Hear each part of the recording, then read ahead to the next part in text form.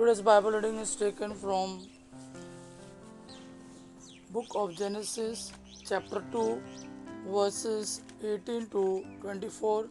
Second reading, letter of Hebrews, chapter 2, verses 9 to 11.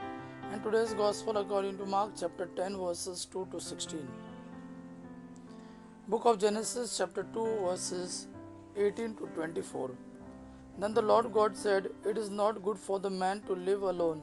I will make a suitable companion to help him." So he took some oil from the ground and formed all the animals and all the birds.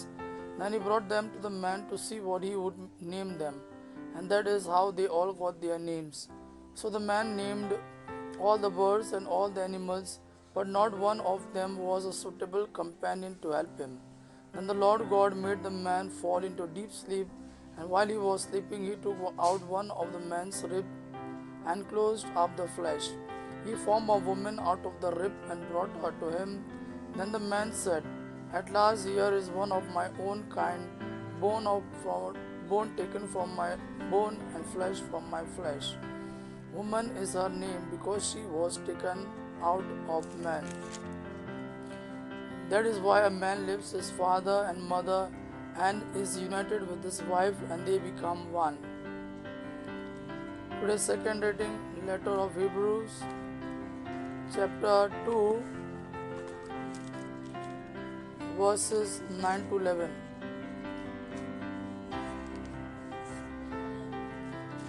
Chapter 2, verses 9 to 11. But we do see Jesus, who for a little while was made lower than the angels, so that through God's grace he should die for everyone.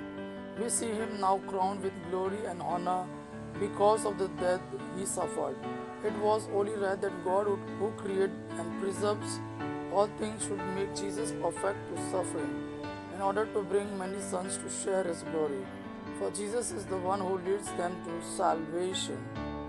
He purifies people from their sins, and both he and those who are made pure all have the same Father.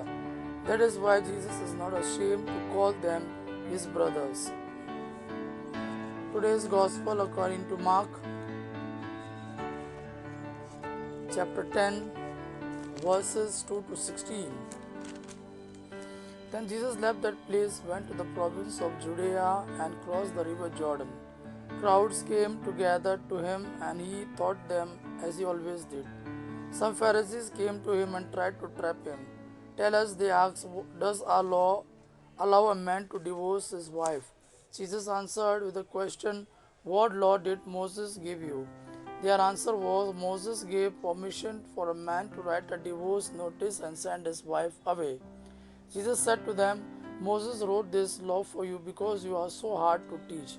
But in the beginning, at the time of creation, God made them male and female, as the scripture says, and for this reason a man will leave his father and mother and unite with his wife, and the two will become one. So they are no longer two but one. Man must not separate then what God has joined together." When they went back into the house, the disciple asked Jesus about this matter. He said to them, "A man who divorces his wife and marries another woman commits adultery against his wife. In the same way, a woman who divorces her husband and marries another man commits adultery." Some people brought children to Jesus for him to place his hands on them. But the disciples scolded the people. When Jesus noticed this, he was angry and said to his disciple, "Let the children come to me and do not stop them, because the kingdom of God belongs to such as this. I assure you that whoever does not receive the kingdom of God like a child will never enter in it." Then he took the children in his arms and blessed his hands on each of them and blessed them. Then he took children in his arm, placed his hands on each of them, and blessed them. Gospel of our Lord Jesus Christ. Praise the Lord Jesus Christ.